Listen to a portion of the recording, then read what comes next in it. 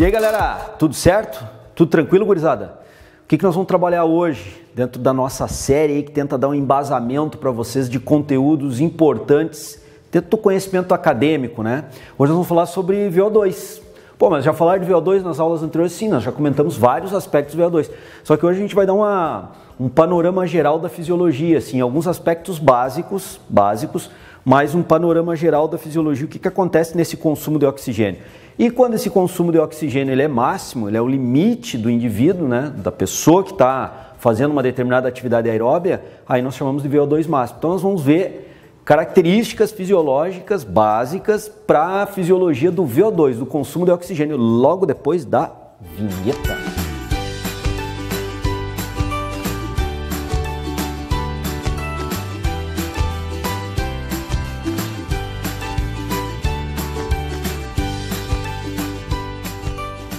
Bom, galera, como eu estava comentando para vocês, vamos lá então, sem mais delongas aí. Mas lembrando a nossa frasezinha chave. Tá com problema de nota? Tá querendo aprender? Você está no lugar certo. Tá com problema de nota? Não tá querendo aprender? Vaza desse vídeo, porque você não está no lugar certo, tá ok? Então vamos lá, ó. VO2, né? VO2. Então não é o máximo, é o VO2, é o volume de oxigênio. E aqui nós vamos raciocinar com consumo. Consumo de oxigênio. Então beleza. Então, meu VO2 é o consumo de oxigênio, que ele pode ir aumentando e diminuindo dependendo da intensidade da atividade aeróbia que eu esteja fazendo. Aí, qualquer atividade aeróbia, cíclica ou não, tá ok? Normalmente, nós retratamos as atividades aeróbicas cíclicas. Fica mais caracterizado esse consumo do oxigênio e, principalmente, a questão da intensidade e o aumento do consumo de oxigênio. Mas isso não tem problema, pode ser atividade cíclica como não. Bom, dentro da ideia do VO2, do consumo de oxigênio, o que nós temos que analisar? Quando nós falamos em consumo do oxigênio, já vimos em videoaulas anteriores, vou retratar rapidamente aqui, isso tem a ver com a absorção do oxigênio, tem a ver com o transporte do oxigênio, certo?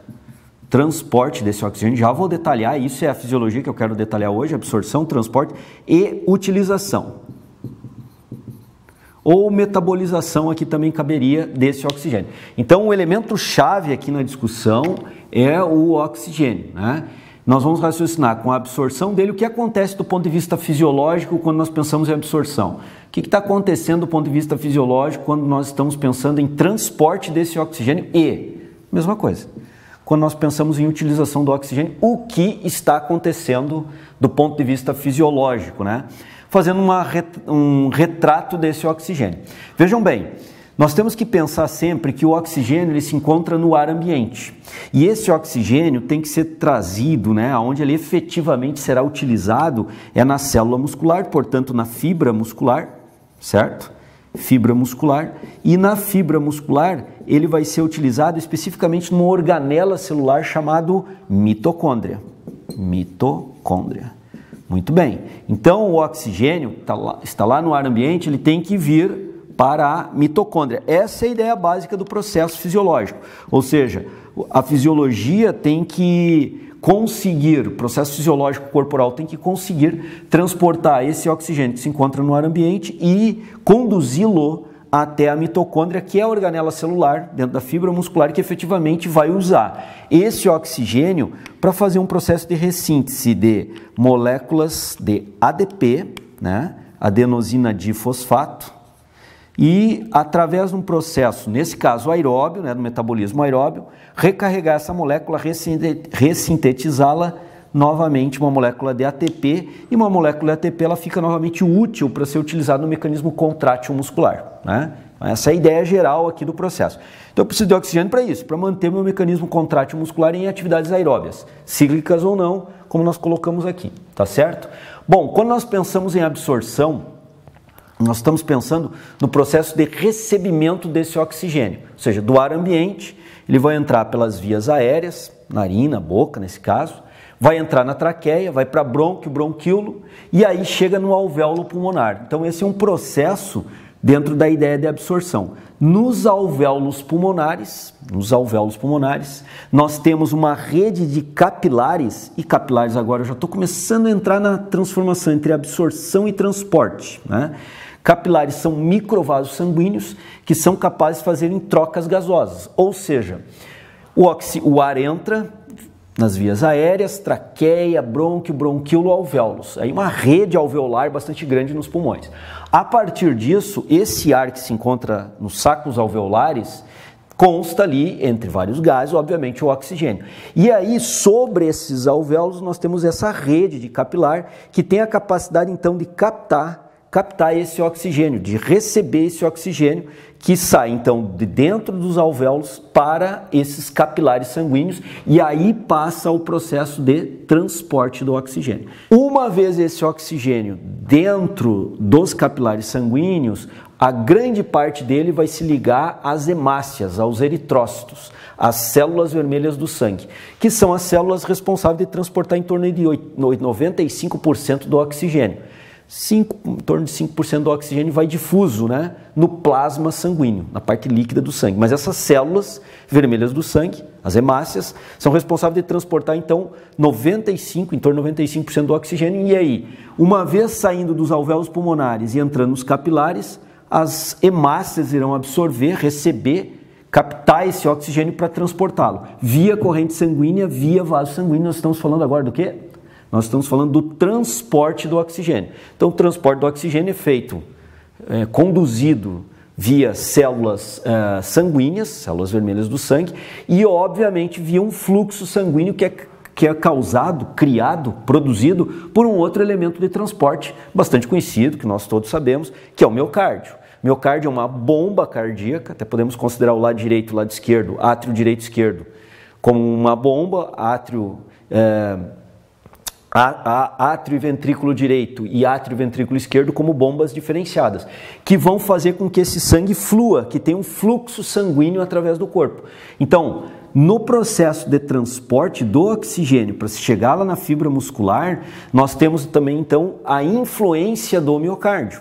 O miocárdio é o elemento desse sistema de transporte responsável para produzir o fluxo desse sangue e, ao produzir o fluxo desse sangue, o oxigênio é transportado via corrente sanguínea e via especificamente os eritrócitos, as células vermelhas do sangue. Viajando pelo corpo, esse sangue vai ter acesso às artérias, vai ter acesso às arteríolas e novamente a capilares. Porém, agora capilares que estão sobre o tecido muscular. Vejam bem, eu ainda estou falando de transporte do oxigênio, só que agora esse transporte do oxigênio se aproxima do ato da utilização. Por quê?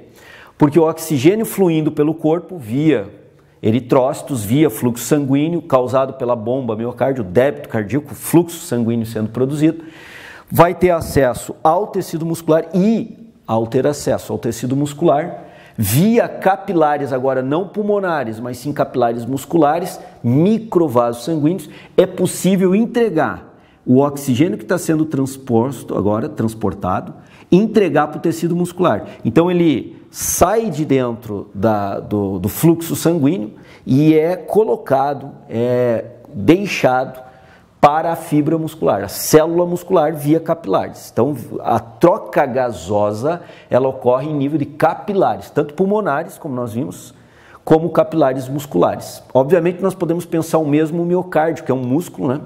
E precisa receber oxigenação para poder ter o seu trabalho cardíaco. Também temos ali capilares, então, cardíacos, né? Capilares do miocárdio, para poder fazer uma boa entrega da oxigenação também para esse tecido que é fundamental, que, como eu disse, é a bomba, né, do transporte do oxigênio. Mas vejam bem agora, uma vez entregue o oxigênio ao tecido muscular, ele precisa ir à mitocôndria, ou às mitocôndrias, né?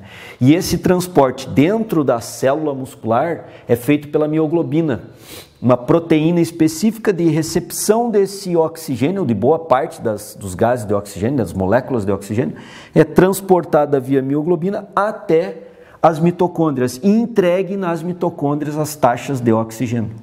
Esse processo já começou o processo de utilização do oxigênio e o processo de utilização do oxigênio é dentro da fibra muscular. Então, entrega-se o oxigênio, transporta-se o oxigênio internamente dentro da fibra muscular via mioglobina até a mitocôndria e dentro da mitocôndria agora através de enzimas oxidativas, ciclo de Krebs, sistema de transporte de elétrons, né? Processos internos dentro da mitocôndria que envolvem enzimas específicas, vai metabolizar agora, tanto gordura quanto glicose, com a presença do oxigênio em rotas específicas metabólicas, usando também um arsenal enzimático específico, e aí sim vai extrair a energia tanto de gordura quanto de glicose, vai usar o oxigênio nesse processo e a energia extraída da gordura e glicose vai ressintetizar moléculas de ADP em ATP. Tudo que eu comentei agora no final são processos de utilização do oxigênio. Então, de uma forma rápida e básica, essa é a ideia de VO2. Quando nós falamos de VO2, nós estamos falando de processos fisiológicos que ocorrem na absorção, processos fisiológicos que ocorrem no transporte e processos fisiológicos que ocorrem na utilização. Agora vejam bem, a absorção, transporte e utilização fragmentado assim é uma forma didática de apresentar algo que ocorre tudo ao mesmo tempo. Enquanto o organismo está utilizando algumas moléculas de oxigênio, outras estão sendo absorvidas. Então esse é um processo contínuo que pode se elevar ou diminuir em termos de intensidade do processo fisiológico, mas ele está ocorrendo ao mesmo tempo todas as funções. Não é que vai ocorrer primeiro a absorção para depois o transporte. Essa é a sequência de eventos fisiológicos. Mas todos esses eventos fisiológicos, que eu descrevi anteriormente, estão ocorrendo ao mesmo tempo. Né? Em diferentes pontos do corpo está tendo esse funcionamento fisiológico. E isso é consumo de oxigênio e isso que representa VO2. Quando nós falamos de VO2 máximo, qual é a ideia quando nós falamos de VO2 máximo?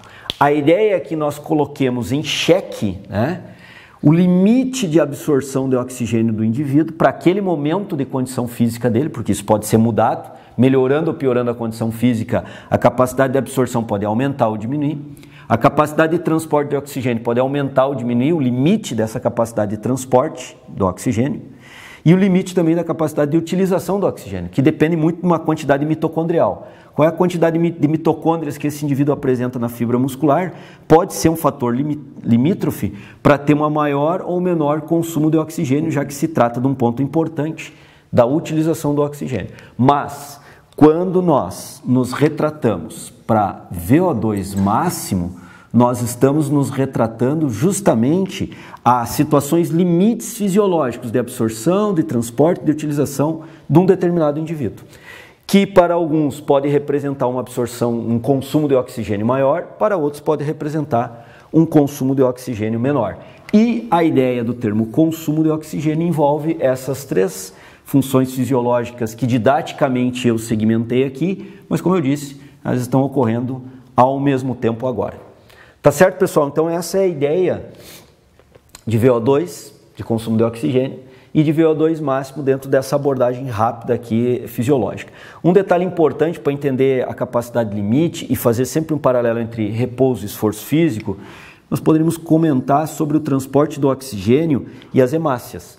Numa situação de repouso, as hemácias estão transportando uma molécula de oxigênio, talvez outras, dependendo da quantidade de hemácia que o indivíduo tenha, nem estejam transportando oxigênio. E elas têm uma capacidade de transportar mais de uma molécula de oxigênio, né? Então, essas hemácias têm uma capacidade normalmente de transporte de 4 moléculas de oxigênio e que, numa situação de repouso, não são todas utilizadas no transporte do oxigênio, porque não há necessidade de se transportar muito oxigênio na situação de repouso. Numa situação de exercício físico, que se cria uma necessidade maior de oxigenação do tecido, essas células, esses eritrócitos, passam aí sim a utilizar sua capacidade máxima de carregamento de oxigênio. E isso é colocar em xeque, por exemplo, um dos elementos de transporte do oxigênio. Ou seja, as células responsáveis pelo transporte do oxigênio estão em sua capacidade máxima de carregamento de oxigênio. Diferentemente de uma situação de repouso, onde elas estão usando pouco da sua capacidade porque não há necessidade. Então a ideia de colocar em xeque o sistema, que é a ideia do VO2, é isso que vocês têm que raciocinar em outros elementos também dessa estrutura fisiológica. Tá certo, gurizada? Valeu por hoje então. Lembrando a nossa frasezinha chave, né? Tá com problema de nota? Tá querendo aprender? Opa, você tá no lugar certo. Tá precisando de nota e não tá querendo aprender? Vaza, porque você não tá no lugar certo.